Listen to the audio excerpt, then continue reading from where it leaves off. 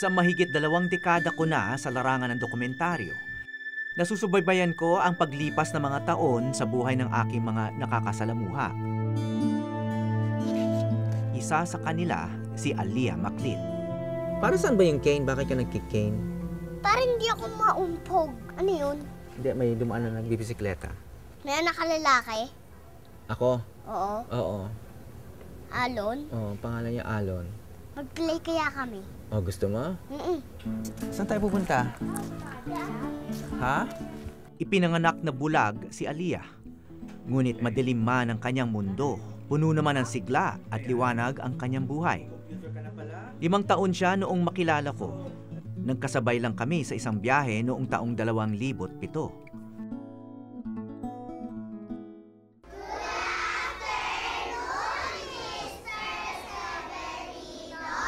Oh, si Aliyah, nasa front row. Naalala mo pa ako? Para sa inyo. Uy, thank Mga letters po. Okay, galing... Oh, 9 na taon na siya noong sumunod kaming magkita. okay, pati sa mga kasama ko, meron din. Salamat. Kumusta na? Okay lang po. Ang tagal kita hinintay. Oo. Ang tagal natin di nagkita eh. Oo nga. Namimiss na kita.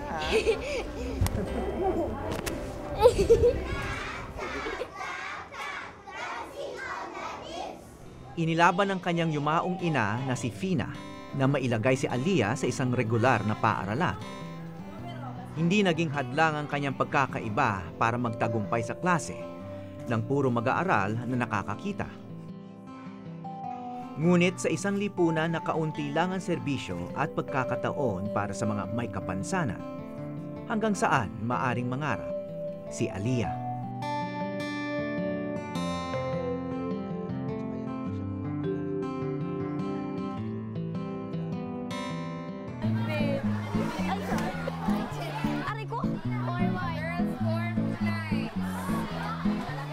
Grade 6 na si Aliyah sa Barangka Elementary School sa Marikina.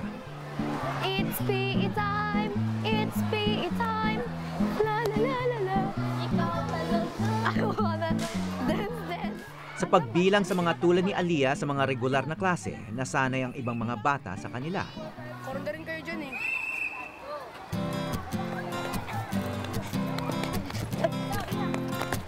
Wait lang, Aliyah! At naisasali pa kahit sa PE.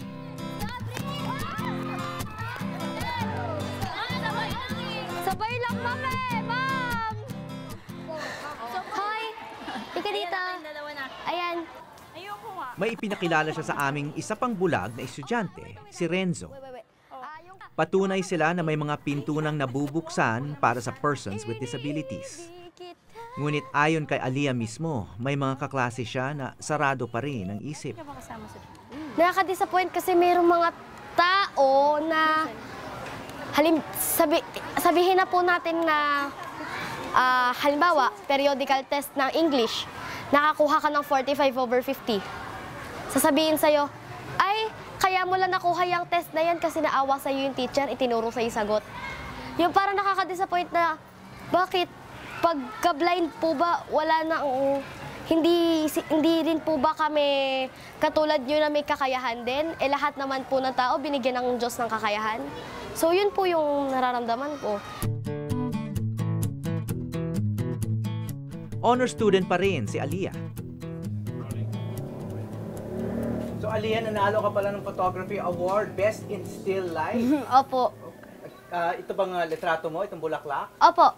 Ganda. Anong klaseng bulaklak daw yan? Hindi ko na po maalala kung anong klaseng flower siya. So, ang ginawa mo muna, hinipo mo muna yung bulaklak? Opo. Bago mo kinunan? Opo. Yung pala yung style ng photography mo, kailangan mo munang Opo. hawakan Opo. at sukatin. Opo. Kasi po kada sukat, meron po siyang equivalent na shot. Halimbawa sa muka, kapag malapitan, parang ito lang yung makukunan. Ito, pagka nilayo mong ganyan, buo. Kasi po, doon ko po sa photography natutunan na kada ganun ng camera, meron siyang equivalent na shot. Pag sobrang lapit, kung ano lang malapit, yun lang makukunan. Kapag malayo naman na ganyan, pwede mo siyang makunan ng buo. Tapos kapag sa tao naman, pag 10 steps, half lang, yung mukha lang. Pag 20 steps na pa-backward, yun na po yung full shot. Ganun po. Galing. Galing mong paliwanag. Mas magaling ka pa mong paliwanag ng photography kaysa sa akin. Ala!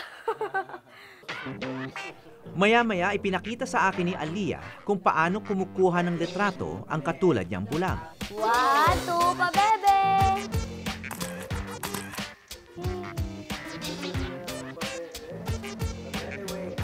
One, two, pa, bebe! One. Oh, pabebe, wait.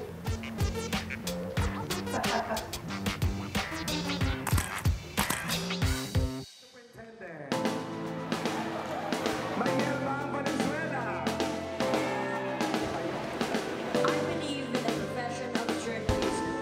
I believe in the profession of the journalism. 13 anyos na si Aliyah. Natutuklasan na niya ang kanyang mga kayang gawin, ang kanyang mga angking galing. At ngayon, pangarap niyang maging isang journalist. It's a journalism of humanity, It's a journalism of humanity, of and for today's world. of and for today's world.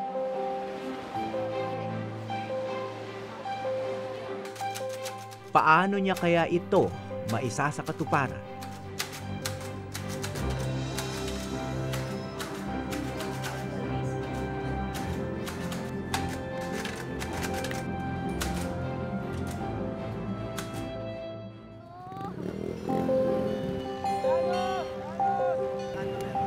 Opo, kasi strict po sila dito.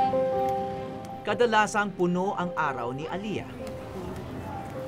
Ngayon, may competition pa siya dito sa Marikina Sports Center. Ang kanyang ate Ayath ang naging pangunahing cheerleader ni Aliyah mula nang mamatay ang kanilang ina noong taong 2010.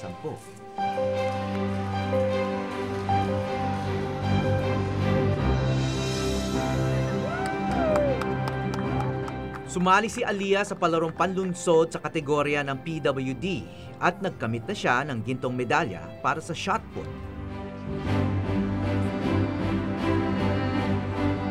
Para makasali naman sa karera ng takbo, kailangan ni Aliyah ng partner. Sa hapong yon, ang 12 anyos na si Lendel ang gumabay sa kanya. Diretso, diretso, diretso. Dito, dito, diretso. Diretso.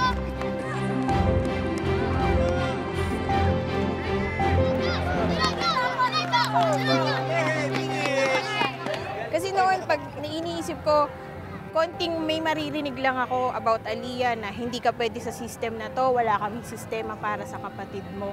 Iiyakan ko yon dati. Babasagin namin yung walang sistema. Hindi pwedeng walang sistema.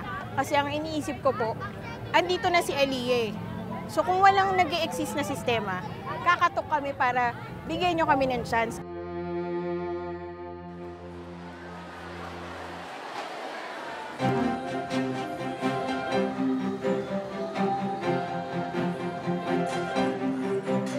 Noong nagdaang Sabado, isang makasaysayang pangyayari ang naganap sa Metro Manila Young Writers Conference and Contest. Sa kauna-unahang pagkakataon, pinayagan ng isang bulag na sumali sa paliksahang ito, kung saan may 1,000 estudyante ang kalahok.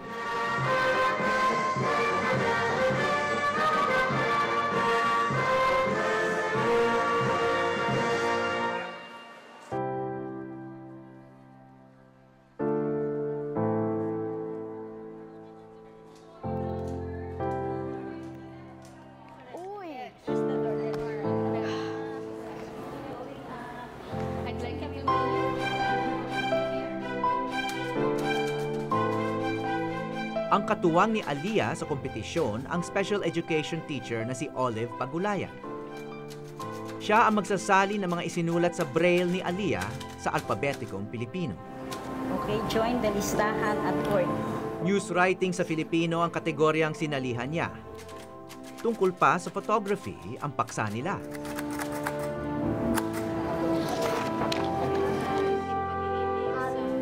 At po yan, at Gmail.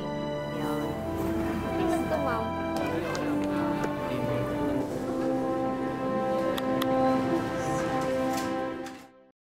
Hi po. Yeah, si Aliyah. Nagkita kami pagkatapos ng kompetisyon. Okay. Matagal pa raw malalaman ang resulta. Siguro iniisip ng iba na manunood nito, no? Parang, di ba napakahirap maging isang journalist kung bulag ka? Nakakapag-isip naman po ako. Nakakapagsulat naman po ako sa braille. Itatranscribe nga lang. So, pwede pa rin ako maging journalist kahit blind ako. At ganoon din po yung mga ibang blind din na katulad ko. Okay, kanina may sumali ka sa isang kompetisyon. Kumusta naman yon? Mahirap. Sobrang hirap po kasi merong detalye. Kaso walang English yung detalye, Filipino journalist po ako. So, isa yun sa mga naging mahirap. Tapos, wala pa siyang kabali-balita, walang verb, walang ano. So, kasi yung isang napaka-importanting bahagi ng journalism, yung pag-i-interview, no? Opo.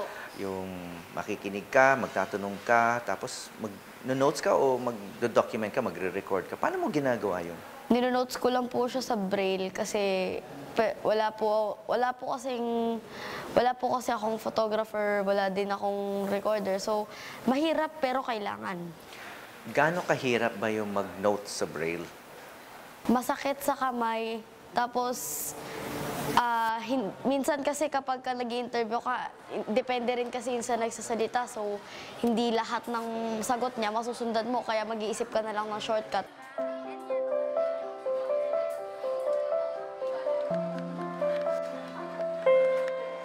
Ngayon, meron akong dala para sa'yo na mas praktikal. Ulit? Hindi, ito naman, yun pasalubong. Yung pasalubong, ito pamasko na. Ano kaya yan? Eh, surprise nga. Ito binubuksan ko pa lang. Okay. Siya ay, kailangan pag-aralan pa kung paano gamitin. Siya ay isang digital voice recorder. Wow! Yes! Okay, ito yung kahon.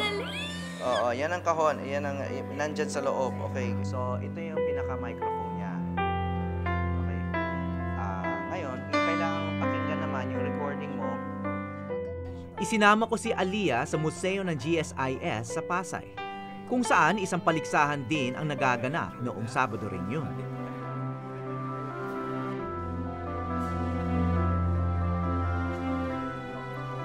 Ang taunang art competition ng Art Association of the Philippines.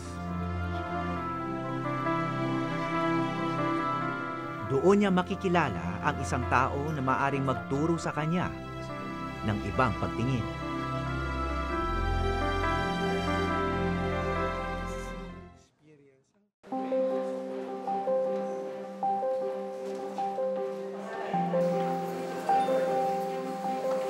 Sa visual arts, meron bang kayang maranasan ng mga bulag?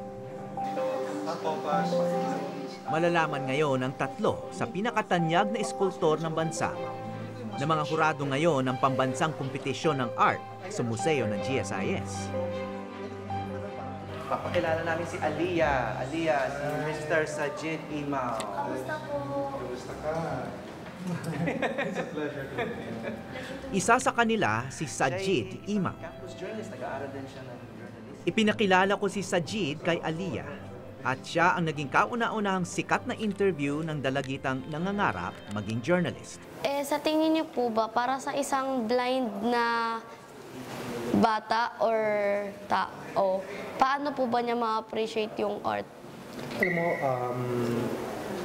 yung art kasi ngayon, yung sculpture nga ang kaiba dyan parang, di ba kayo hinihipon nyo yung pinag-aaralan, hinihipon nyo yung mukha ng tao na lapis nyo. Ganon din ang sculpture, pwede mo hipuin, three-dimensional siya. So nakikita mo yung, na-imagine mo kung ano yung ano. Kasi alam mo, kahit ako kahit ilang beses na ako gumagawa ng trabaho ko, nagsisimula palagi trabaho ko sa imagination. Sa imagination? Tapos, dinadrawing niyo pa po ba yun sa papel? Minsan hindi. Madalas, dire-diretso na ako, explore ko. Kasi mas iba yung feel no? Di ba yung ini-sculpt mo ng dalawang kamay mo? Para maipaliwanag ni Sajid ang iskultura kay Aliyah, isinama niya ito sa pinagtatanghalan ng kompetisyon. Tulad ni Aliyah, may tungkod rin si Sajid. May karamdaman din kasi siya sa mata. Meron siyang retinitis pigmentosa. Ang mga may ganitong kondisyon, hindi nakikita ang nasa gilid at unti-unti raw nabubulag. Si Sajid nga tinuturing ng legally blind. So, papakita ko sa yung mga gusto kong trabaho. Ayan, pararamdam ko sa iyo ito. Yan, yung parang bumabagsak na tubig na, ito yung center figure na to, ito yung parang pagbagsak. Tapos yan, yung mga iba parang nagkaroon ng parang ripple effect yung pag nakita mo nagmamanifest sa tubig. Ang galing. So yun ang kaibahan ng sculpture. Pwede mo talaga siya ma-appreciate at na-imagine mo kung anong itsura. Saan po?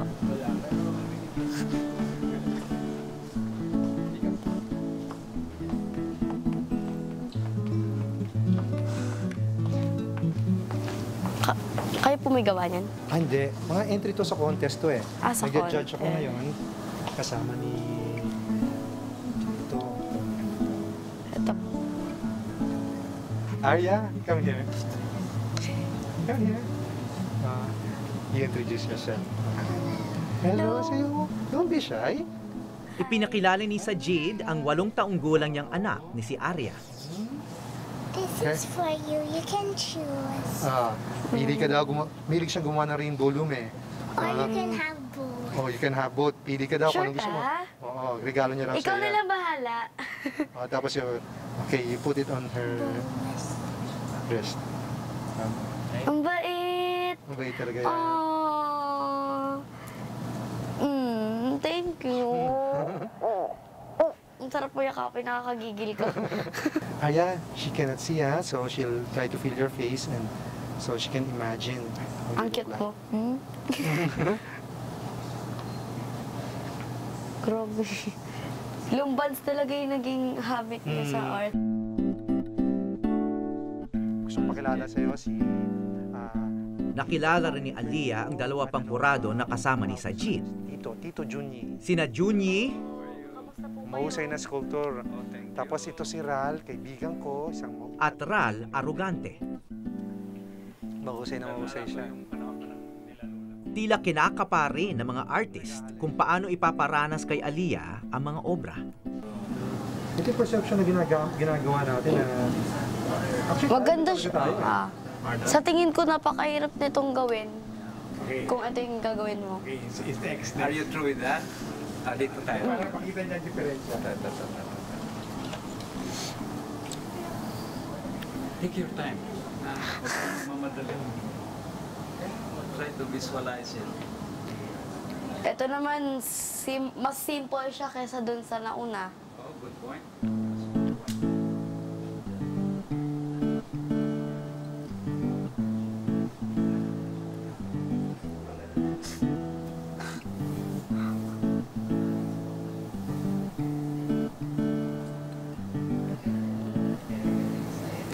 Sa gawang to nakikita ko kasi yung yung simplicity niya kasi yung pagkakaukit niya talagang simple lang talaga siya. Okay.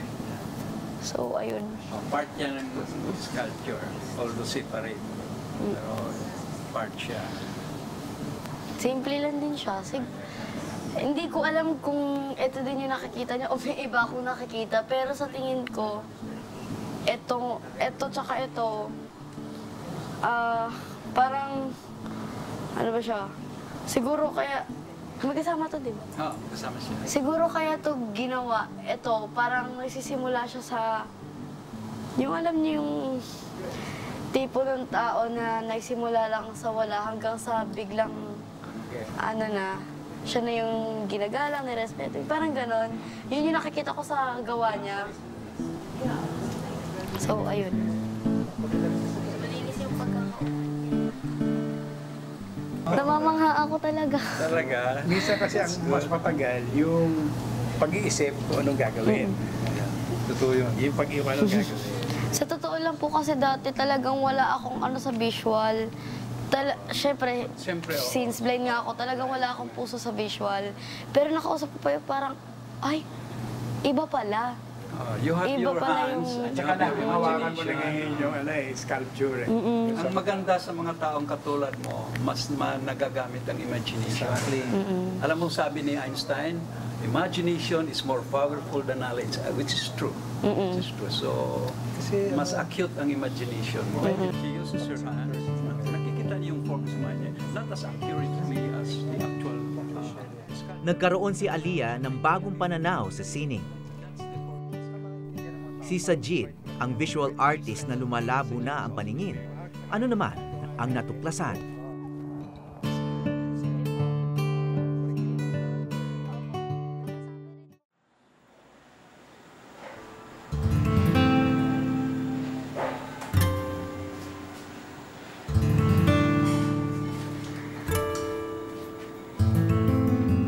Nasa dugo na ni Sajid Imaw ang iskultura. Ang yumao niyang ama na si Abdul Mari Imaw ay naging national artist para sa iskultura at pagpipinta.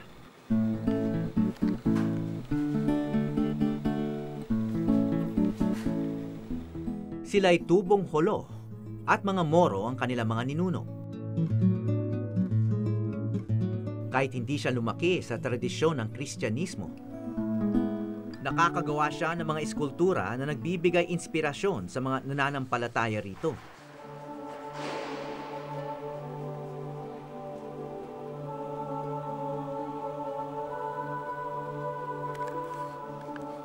Tulad na lang ng krus na ito sa Church of the Jesu sa loob ng Ateneo de Manila University. Ang naiiba rito sa Kristo ni Sajid Imaw ay mas bata. Yung nasa crucifix dito kaysa sa karaniwan natin nakikitang Kristo. Kasi kung tutuusin, bata pa naman si Kristo nung namatay.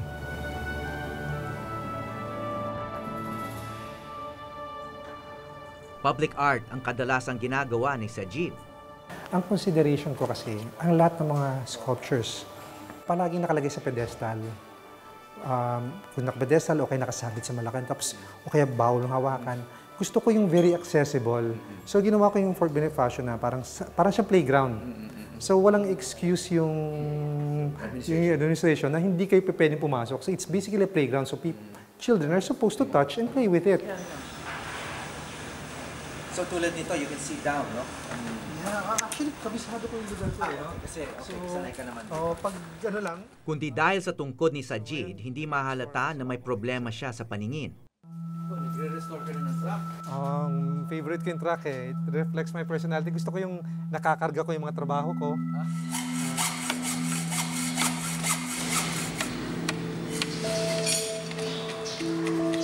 Carbon copy. Yeah. These are actually ano eh. 2 dekada na ang lumipas mula nang siya ang ma-diagnose na may retinitis pigmentosa. Nabangga talaga ako kasi ang nangyayari minsan pagtatawid ka, tapos yung mga iba sakay nagmamadali, ikaw nakita mo nagmamadali yung mga tao. So ako yung nakikita ko immediately in front ko na tao, tumatakbo. So ako nang bibilisan ko, hindi ko makita may parating na sakyan. Tatamaan ako. So nagagalit sila. Hindi ko rin alam na may diferensya ako noon. Ganito lang ang nakikita ni Sajid ngayon. May shin guard. magaling ako shin guard pero At maaring darating ang araw na tuluyan na siyang mabubulag. So may scars ka ngayon dyan? Sa ano? ito yung mga scars ko. Oh my gosh. So, marami yan kasi both legs kasi yan. So ano kadalasan na nangyayari dyan sa... Pag may kunyari sa shop ako or sa pag naglalakad ako tapos may binago ko na kunyari nagbaba kami ng rebulto. Tapos yung assistant ko naglagay sa iba, hindi ko nakita yan. Tatama na kagad ako yan. So sugat siya talaga? Mga sugat siya, mga Malalim. malalim siya kasi pag tumama talaga dahil mabilis ako maglakad, nagkakasugat siya. So parehong binti. Parehong binti yan. Pag naghilom siya, nagkakaroon siya ng peklat, hindi siya nawawala eh. So, ito yung nag-remind din sa akin na may diferensya ako. Hindi pa nag-aaral magbasa ng Braille si Sajid.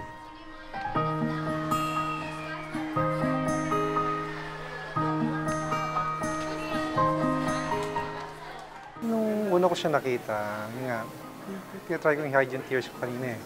Kasi, nakita ko yung, parang, pag may nakikita kang yung somebody who's really strong, parang it makes you weak. Kasi, ang mga katulad ni Aliyah, naniniwala ko na mas na-appreciate nila yung blessings.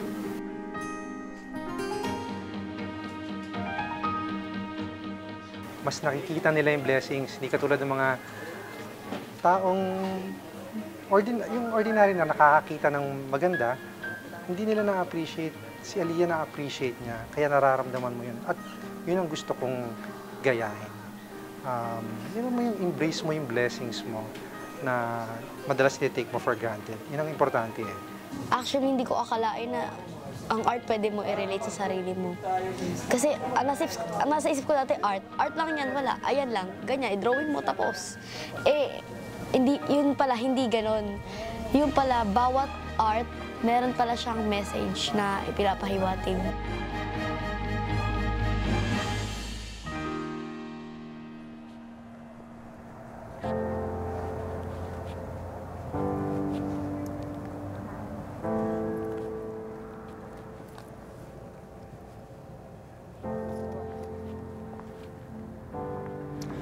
Tuwing nagpupunta ako rito sa campus ng Ateneo, hindi ako umaalis nang hindi ako dumadaan dito sa statwa ng aking tukayo, si Father Horacio de la Costa. Sabi ng mga naging estudyante niya, talagang kamukha niya ito.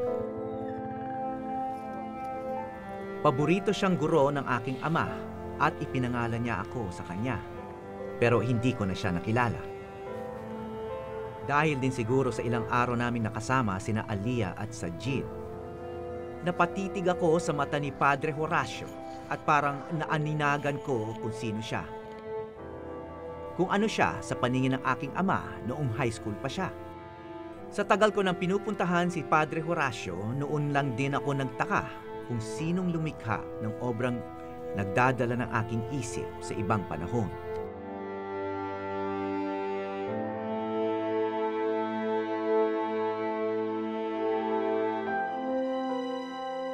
Ako po si Howie Severino at ito ang Eyewitness.